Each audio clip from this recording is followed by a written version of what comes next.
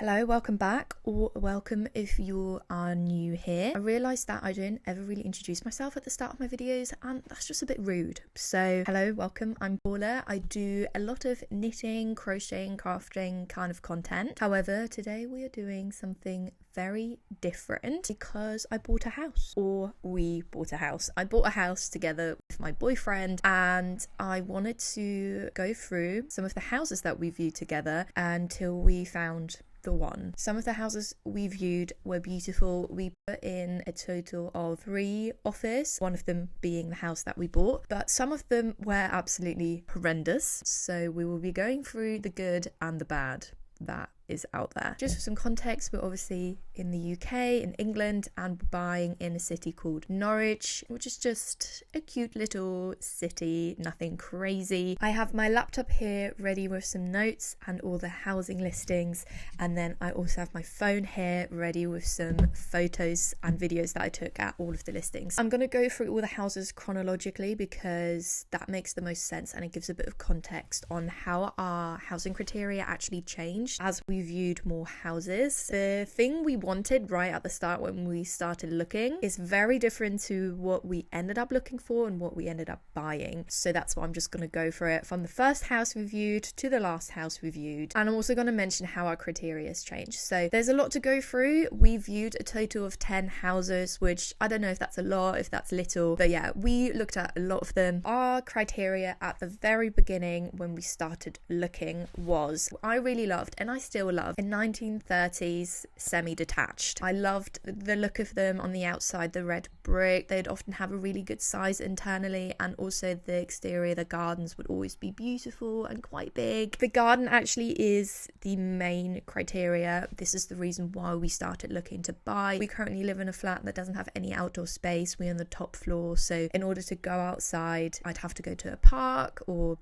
leave the house, and I am desperate for gardens. I was very anti mid-terrace. I didn't like the idea of living in between people, just the fear of noise, bad neighbours, and kind of the lack of privacy, especially in the garden, because you always have people looking into your garden from their windows, so that was a no-go for me. We also were looking for a renovation project, so we didn't want a new build. We were looking for an older house that needed a bit of work done that we could completely make our own. This kind of hasn't really changed, but we weren't looking for our forever home. We were looking for a house that we'd live in for 5, 6, 7 years, and then we'd move on. That also meant that we were looking for a bargain. We wanted a cheap house, as cheap as possible, and then take on the work of renovating it. In terms of location, we didn't have a clue. We were just kind of happy to go wherever the house would be. So the very first house that we looked at was actually what started us on the house buying journey. We really weren't thinking about buying a house for maybe the next 2 years. However, I have always been on Rightmove all of the time. I just love looking at houses, and I'd seen this auction house which was super cheap. I sent it to Ryan and I said, look, this space looks amazing. It looks like something that we'd really enjoy being in, and he just said, let's book a viewing. It doesn't hurt to just see and what it's like. Like I said, this was an auction house, so it was up for very cheap. However, it could have sold for more than it was up for. Entering the auction is a huge commitment. Once you bid on a house, you're committed to buying that house if you win the bids. At the time, that was really interesting to us because we know from speaking to friends and family how long the house buying process can take, and how often it also falls through at a later stage when you just go through the traditional house buying process. When we viewed it, it did turn out to be a lot more of a project than we had initially hoped for. It was very, very run down, and we realized that the renovation costs would be way too much in comparison to the profit that we could realistically make from later on selling this house, just by looking at house prices in the area. Other houses that were in much better condition weren't sold for enough to make up for the renovation costs, if that makes sense. It had loads of broken windows. Almost all of the windows would have needed replacing, which costs a lot of money. And actually the deal breaker for us was this massive tree at the end of the garden, which could become an issue later on. And we looked up how much it costs to remove this tree, and it was in the thousands. Plus it costs extra to actually get the trunk removed with all of its roots out of the ground, and that seemed like such an unnecessary unnecessary cost for us to remove this tree without adding any more value to the house. The garden also was attached to multiple different gardens, so the estate was kind of laid out in a circle and all of the gardens were pointing towards each other, so the risk of having bad neighbors, loud neighbors, and just lack of privacy was a lot higher with this one. There were also lots of children in the area, which there's nothing wrong with that. However, we're not planning on having a family, so it felt kind of weird to move into a very family, children heavy area if it was just going to be the two of us. There was also, as we viewed the house, one of the neighbors' kids was walking through the house with us and kind of chatting to us, and it was really sweet. He was a really lovely boy, but it just felt a little bit too much and a bit too intense, and it just made us worry of, you know, if we move into this house, are we going to have children coming by all of the time? We watched the online auction and it did end up exceeding the budget that we would have felt comfortable with paying for this house. However, I don't think the house actually ever ended up selling in the end. I think at the time when we looked at it, it had already been on auction 3 times before, so that was already a massive red flag. The house just simply isn't worth buying. It was a massive letdown. However, it completely changed our criteria and what we were looking for. So our updated criteria after looking at this house was that we wanted a much smaller renovation project. The house ideally didn't need any big expensive work like new windows all round. We also didn't want a big tree in the garden. This might seem like a very small point, but it's just such an expensive thing to get removed and it doesn't add any value to your house. Whenever I looked at houses online, I made sure they wouldn't have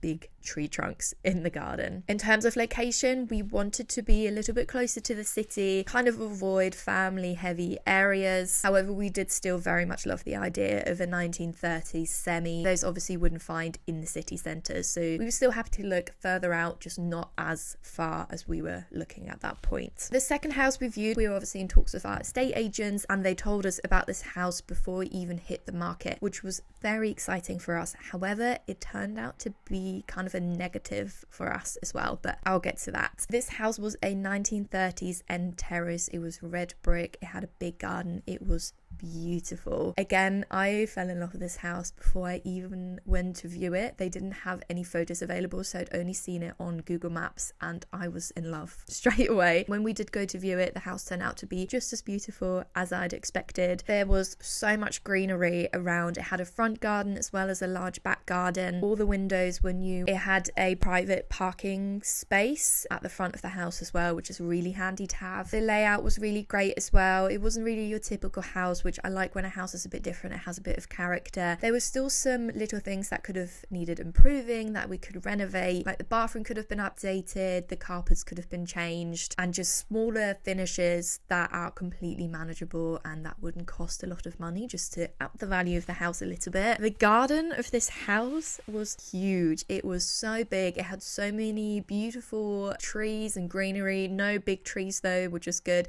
It had a cherry tree, which is just amazing. I could so see myself hosting there, having barbecues, having family over. It was just beautiful. However, having said all that, as we went through the house, we could hear a very strange screeching sound, which at the time sounded like the neighbors had chickens. But as we went to the back garden, this screeching turned out to be so loud. I am not exaggerating when I say it was unbearable, and we just couldn't figure out where the sound was coming from and what it was. This made me really concerned. I wanted to know, is this a sound that's always here? Is this something that we'd have to live with? So I peeked over the fence to the neighbor's house and they turned out to have a parrot, a massive parrot. You could hear the screeching even streets away when we went home. It did really concern us. However, we loved the house. We loved how bright it was. We loved the wooden floors. We loved all the natural light and obviously the outdoor space as well. So we did decide to put an offer in below what it was listed for, just mainly based on the house prices in the area as well. It didn't really seem like it was worth what they were asking for, just in comparison to what other people sold their houses for in that area. We also thought maybe for a cheap deal we could live with the parrot. Our offer got declined because obviously at this point the house hadn't even been on the market yet, and the seller just wanted to get more viewings in. A couple weeks later, we got the chance to up our offer and compete with some other people who are interested, but we decided against it. We first of all didn't think it was worth any more than we had put the offer in for initially, and the parrot was always at the back of our mind, and it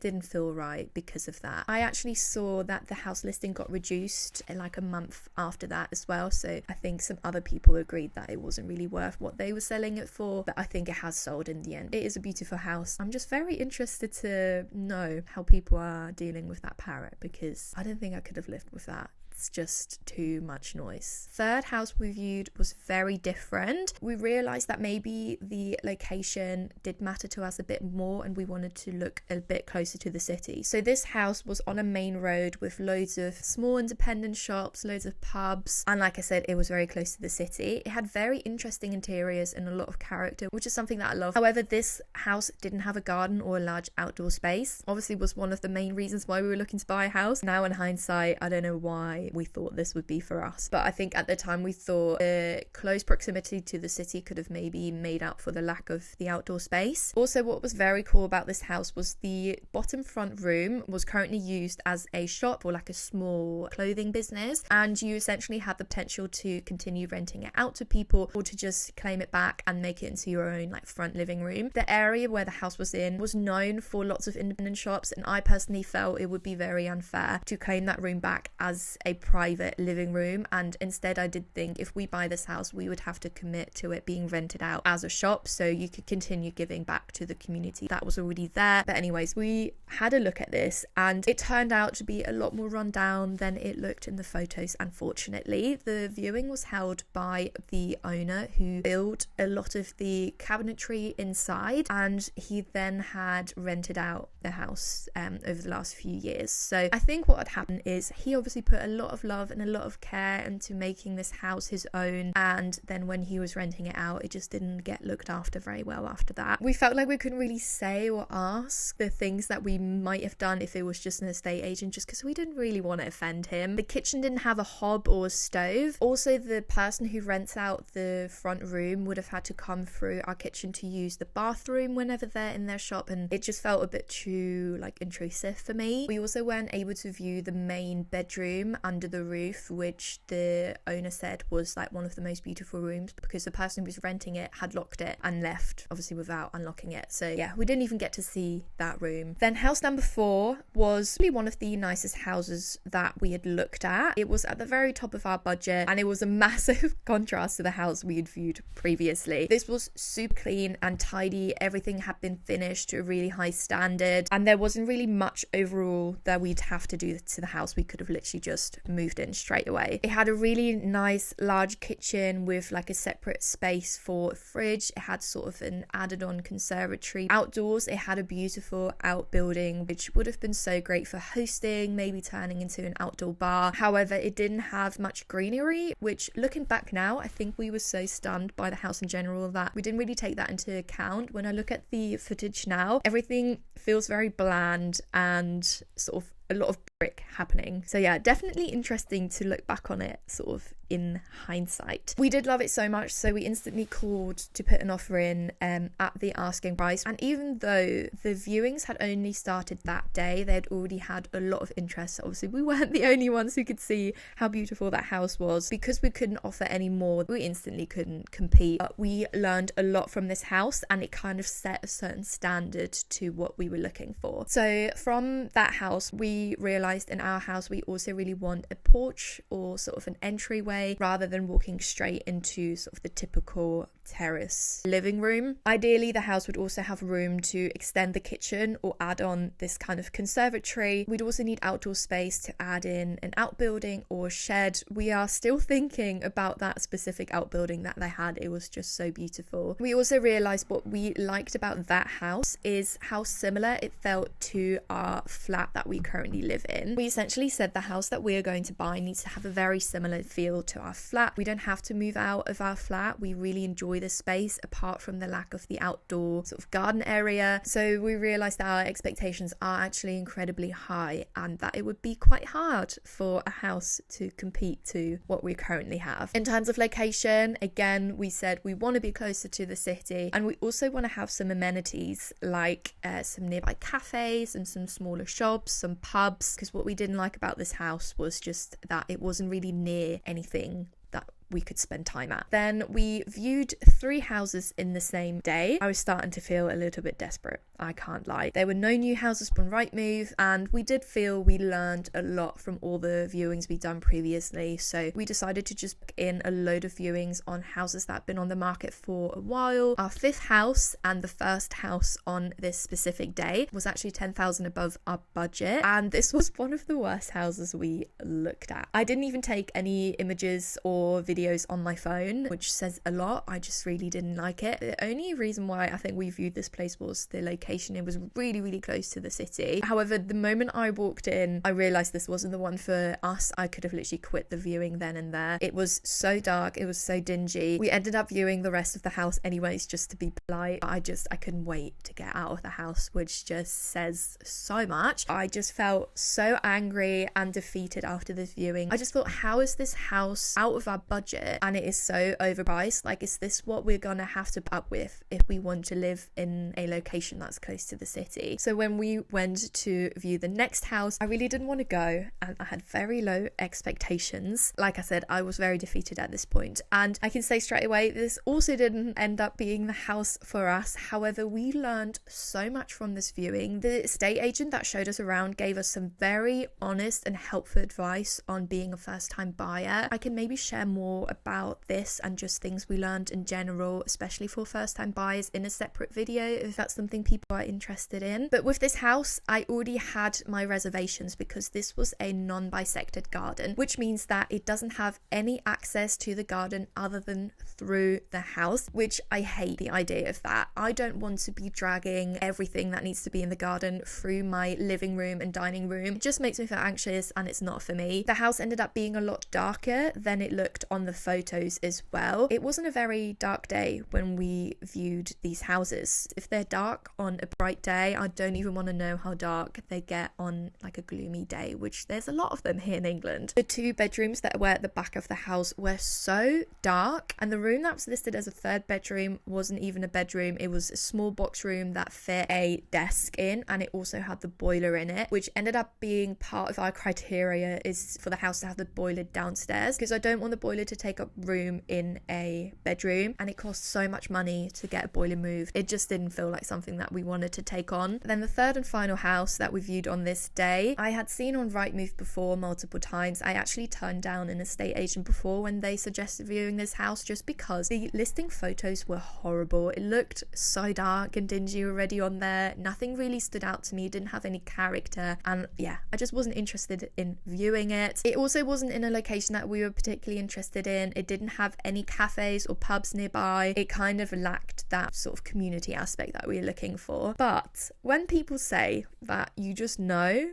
when a house is for you, they really weren't lying. We stepped foot into this house and I think both our faces just kind of lit up. For me, I knew it was the house because of Ryan's reaction. As you might have been able to tell, I fall in love with a house very quickly. I see the potential in a house much more than he does, but I instantly could tell his body language and his facial expressions that he was into this house and he really liked it. I genuinely think what sold us on this house was how similar it felt to our flat. It had very bright light, it had wooden floors. The previous house was northeast facing, whereas this was southwest, and the light that came through, it was like we were there on a different day. At the point of the viewing, the house had been on the market for almost 4 months, and the estate agent said that there hadn't been really much previous interest in it, which we didn't really know what was going on there, and we were a bit worried that something fishy was going on with this house. On our way back home, I instantly called the estate agent and just asked why it had been on the market for so long, and they'd said that they had a buyer previously, but the buyer had to pull out just due to a lack of funds. So we did end up putting in an offer below the asking price, which was instantly declined. so we put a slightly higher offer in, which was also declined. We just decided to leave it at that and see if maybe the seller was just bluffing and might sort of meet us at our offer. A few days went by, we didn't hear anything from the seller, and I could not stop thinking about this house. I just kept worrying that what if someone now also views the house and is interested and puts in an offer higher than us and we lose the house. And the thought of losing that house was genuinely devastating for me, which I think that already says a lot as well on how good of a fit this would have been. So we booked in a second viewing just to double check again, make sure we actually liked it, and we did. We loved it still so much. The only thing that was holding us back was the location of it. So we did put in our third offer at asking price, and the seller decided to decline. He had now decided that he actually wanted to sell the house for more than he was asking for. We decided to just leave it, again hoping that he was bluffing. Also, since we saw absolutely no point in paying more than asking price, considering that the house had been on the market for almost 4 months, it had been reduced twice due to the lack of interest, and there was no other competition. So if there had been another interested buyer who we were competing with, we absolutely would have upped our offer, but there wasn't. So we just felt it was very silly of the seller to decline our offer, considering it had been on the market for so long, and we just felt really offended, quite frankly. We left it at that, and we decided to keep looking. Our criteria now was based on this house. We essentially wanted to find a house that was exactly like this, but just in a more active location. The things we loved about this house were, again, the porch. It had completely new windows all throughout. It was a southwest facing garden. It was an enclosed garden, but still had access through the back. All of the neighbours' garden were bisected, but our garden was the end of that bisection. So in order to access our garden, we do have to go through theirs, but then our garden is the end and it is fully enclosed, which I really, really loved that. It also didn't need any immediate renovations. There was room for improvements, which could up the value of the house in the long run, but equally we could have just moved in straight away and worked on those renovations throughout the years. Some nice to haves that I really liked about the house is that the third bedroom was much larger than the average sort of third bedroom in these terrace houses. There was room for an outhouse or a shed in the back garden. In fact, there already was a shed there. The house was slightly closer to the city than what we are right now in our flat, so that turned out to be quite important to us, that at least we could be a little bit closer to the city. As I mentioned before, there was room for the renovations to increase the house values. That was really important. Obviously, when we viewed this house, which we unfortunately didn't get, it was beautiful because it was in such good condition that there wasn't anything that we could have done to the house to necessarily up the value when we come to sell it in a few years. So we really wanted to find a house that had the balance of being in good condition where it didn't need any serious renovations, but also slightly run down so that we could bring up the value. This specific house also didn't have any permit parking. Obviously, that's just like an added on costs every month to pay for a permit, and currently in our flat we have free parking. I just had to quickly put my battery back on charge because I've been blabbering on so much. We only have 3 more houses to go to, so I'm going to try and speed through them. The next and final 3 viewings also all happened on the same day. We decided to book in some viewings in our sort of dream area. However, this area is also a lot more expensive, but we still wanted to see sort of what we could get with our budget before we kind of settle for a location that we're not 100% sure. Pretty much all of these houses weren't very interesting to me online already. This first one especially, I didn't really want to see. I knew instantly from the outside that this was not for us. It didn't really cover any of our criteria. Didn't even take any photos or videos of it. It was just an instant no for us. It was a new build and it was really, really small and really, really outdated, even though it is sort of considered a new build. It just definitely wasn't for us. Then for the next one, I had much higher expectations. This was £20,000 over our budget. It had a gorgeous exterior, had lovely sort of grey brick, and the layout was very similar to the house that we loved so much previously. It had a similar orientation as well, so it was a southwest facing house/garden. However, it was a lot smaller than we kind of wanted. The kitchen especially was very small. It was kind of feeding into the dining room, and you couldn't necessarily extend the back of it because of the bisected bisected garden. The garden was very gorgeous. It was lovely and long. It was very bright and had lots of greenery, lots of grass again, which is really nice. The bathroom also was completely updated and renovated. However, it wasn't really to our liking, so it didn't really make a big difference to us because we would have had to gut the bathroom anyways and sort of remodel it to fit our decor interests. For the 20,000 extra pounds, we felt like this house didn't have anything that the other house didn't have, and it wasn't really worth the location to us. Then the final house we viewed, I had very high expectations, thinking we might be able to sort of get a bargain in a very highly sought after area. This house had been reduced a couple times before and was also listed on multiple estate agents, so you could tell they were struggling to sell this house. Ryan was actually offended that they showed us this house. It 100% should have been on auction and it should have not been listed for as high as it was. Overall, it was a really good size in the photos as well as in real life. It again was northeast facing, so it was quite dark inside, and the worst thing about this house was that it was essentially falling apart. So we were in the front bedroom and it was slanting to one side. I think this happens quite a lot with these terrace houses, but this slant was awful. Like, you kind of like sped up a little bit as you walk because the slant was so extreme. We then looked at the house on the outside and Ryan pointed out how the side of the house is essentially falling and slanting towards the other house. There basically was a bit of a gap between the two houses where you walked into the bisection of the gardens, and yeah, it was like this was one of the houses and this is the one we were looking at, and as you looked from bottom to top, it just slightly started slanting, and that is just a repair that would cost so much